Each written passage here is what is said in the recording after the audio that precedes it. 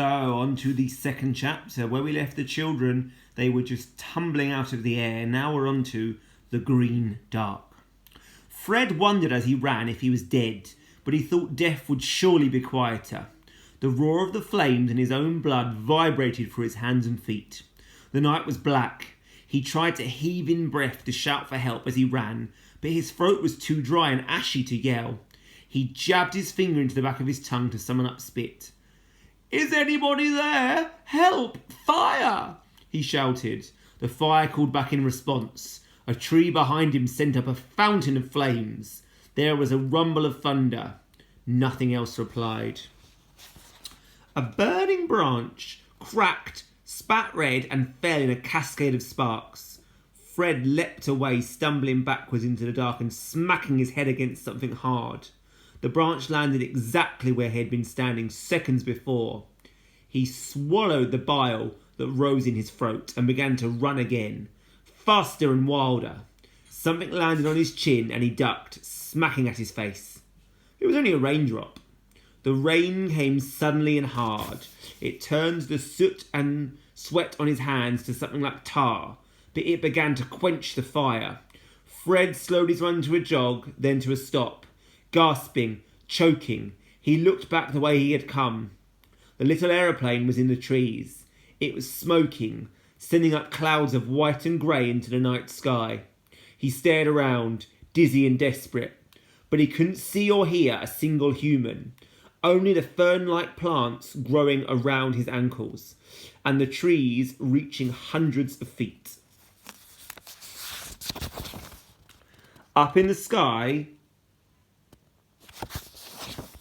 Oh, sorry, dear. There's hundreds of feet up in... What have I done?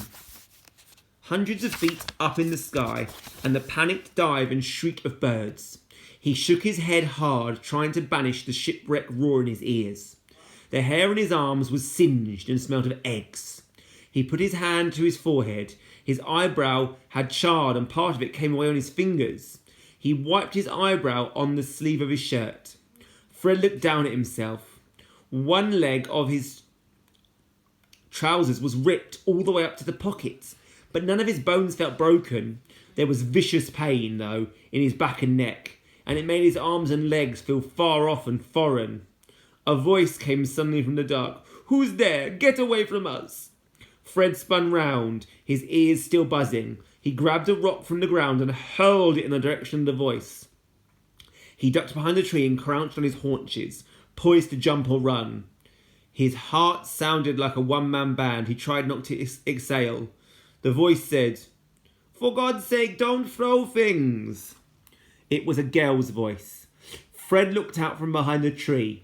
The light of the moon filtered deep to the forest floor, casting long-fingered shadows against the trees, and he could only see two bushes, both of them rustling.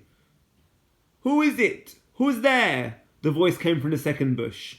Fred squinted through the dark, feeling the remaining hair rise up in his arms. "Please don't hurt us," said the bush. The accent wasn't British. It was something softer, and the voice was definitely a child's, not an adult's. "Was it you throwing poo?" Fred looked down at the ground. He'd snatched up a piece of years-old, fossilised animal dung.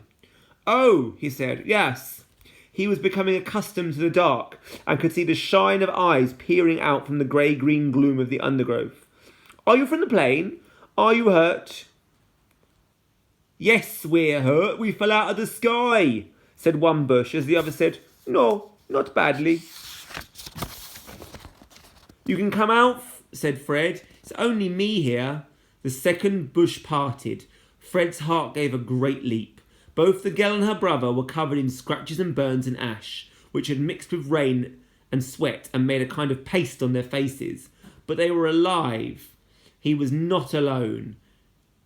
"You survived," he said. "Obviously we did," said the first bush, "or we'd be less talkative, wouldn't we?" The blonde girl stepped out into the lashing rain. She stared from Fred to the other two, unsmiling. "I'm Con," she said. "It's short for Constantia, but if you call me that, I'll kill you." Fred glanced at the other girl. She smiled nervously and shrugged. Right, he said. If you say so. I'm Fred. I am Lila, said the second girl. She held her brother on her hip. And this is Max. Hi. Fred tried to smile, but it made the cuts on his cheeks stretch and burn. So he stopped and made do with a grin that involved only the left half of his face. Max was at the breathless stage of crying, and he clung to his sister so tightly his fingers were pressing bruises on her skin. She was leaning over to one side to hold him up, shaking with the effort. They looked, Fred thought, like a two-headed creature, arms entwined. Is your brother badly hurt? He asked. Lila patted her brother desperately on the back. He won't talk. He's just crying. Con looked back towards the fire and shivered. The flames cast a light on her face. She was no longer blonde. Her hair was grey with soot and brown with blood, and she had a scratch on her shoulder that looked deep. Are you all right? He asked, wiping rain out of his eyes. That cut looks bad. No, I'm not all right, Con spat. We lost in the Amazon jungle, and statistically speaking, it's very likely that we're going to die. I know. Fred didn't feel he needed reminding. I meant... So now, Con's voice grew thin and high. Oh, I think it would be safe to say that none of us are all right. Not at all, not even slightly. The bushes rustled. The rain hammered down on Fred's face. We need to find shelter, he said. A big tree, or a cave, or something that would... No! Max gave a sudden scream, a yell that was wet with spit and fear. Fred stepped backwards, raising his hands. Don't cry, I just thought. Then his eyes followed Max's pointing finger. There, 3 inches from Fred's shoe, was a snake. It was speckled brown and black, patchwork to match the jungle floor, and its head was as big as a fist. For 1 second, nobody breathed. The jungle waited. Then Max let out a second scream that dug deep into the night, and the 4 of them turned and fled. The ground was sodden, and they ran pell-mell, sending up mud into one another's eyes and grazing their elbows against trees. Fred ran as if his body were not his own, faster than he'd ever run, his palms stretched ahead of him. He tripped over a root and turned a full somerset, coming up spitting earth. He ran on. The rain blinded him and shadows flashed past him in the darkness. There was a yell behind him. Please, Max, said Lila. Fred turned back, skidding in the mud. He won't run. Lila bent over him. And I can't carry him. The little boy lay on his back, weeping up at the sky, his whole body shaking in the driving rain. Come on! Fred heaved Max over his shoulder. The boy was far heavier than he expected, and he screamed as Fred lifted him. But Fred grabbed both of Max's knees and started running, his whole body screaming with pain. He could hear Lila, her feet thumping close behind them. The stitch in Fred's side was almost unbearable when he tore out of the trees and into a sudden clearing. He halted, and Max bumped his head against Fred's spine and yelled. Angrily, he began trying to bite one of Fred's shoulder blades. Please don't, said Fred, but he was barely paying attention to the boy on his back. He stared stunned ahead of him. They were standing at the edge of a wide circle of trees, open to the sky and lit by the fat moon. There was a carpet of green moss and grass, and the stars above them were clustered so thickly that the silver outnumbered the light. Fred followed Max to the ground and stood bent over, his hands on his thighs, panting. Did the snake chase us? Said Max. No, gasped Con. How do you know? Wailed Max. Lila dropped to her knees, clutching at her side. Snakes don't, Maxie. We both know that, I just... Panicked, said Con. Her voice was bitter. That's what happened. See, look, no snakes. We were stupid. Now we're even more lost. The ground in the clearing sloped slightly towards a large puddle of water. Fred crossed over to it, his muscles aching, and sniffed. It smelt of rotting things, but he was feverishly thirsty. He took a tiny sip and immediately spat it out. No good, he said. It tastes like a dead person's feet. But I'm thirsty, said Max. Fred looked around the clearing, hoping to find water before Max started crying again. "If you wring out your hair," he said, "there'll be water in it." He tugged his dark fringe down over his forehead and twisted it. A few drops fell on his tongue. "It's better than nothing."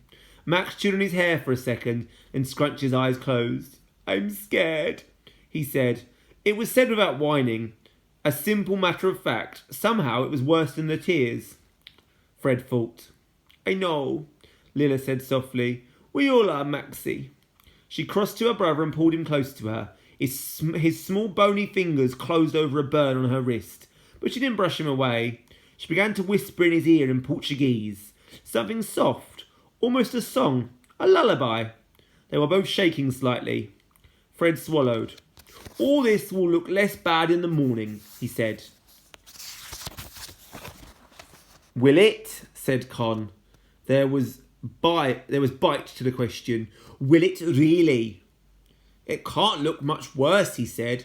"Once it's light, we'll be able to work out a way to get home." Con looked hard at him. There was challenge in the look, and Fred stared unblinking back at her. Her face was all geometry. Sharp chin, sharp cheekbones, sharp eyes. "What now then?" she said. "Our mama and papa say," began Lila. The mention of her parents made her face crease and crumple, but she swallowed and went on. "They always say you need to sleep before you think. They say when you're exhausted you do stupid things, and they're scientists, so we should sleep." Fred found his whole body was aching.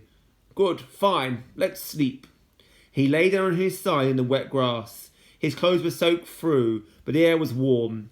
He closed his eyes. Perhaps he would wake up in his bed at school, he thought, next to the snoring of his roommates, Jones and Scrace. An ant crawled over his cheek. "But aren't we supposed to stay awake in case we die of concussion?" said Con. "I think if we'd got concussion, we'd be dizzy," said Lila. Fred, already half asleep, tried to work out if he was dizzy. The world began to spin away from him. "If we all die in the night, I'm blaming both of you," said Con. It was on that cheering thought that Fred felt himself dropping down away from the jungle and the thick night air into sleep. So a super chapter so far. I've asked you to really listen carefully on the website for our activity for day 2 of English this week to really think about the description. There was some phenomenal description in there. I'm interested in what you picked up on. You can now return to the PowerPoint and continue your activities. Okay, enjoy!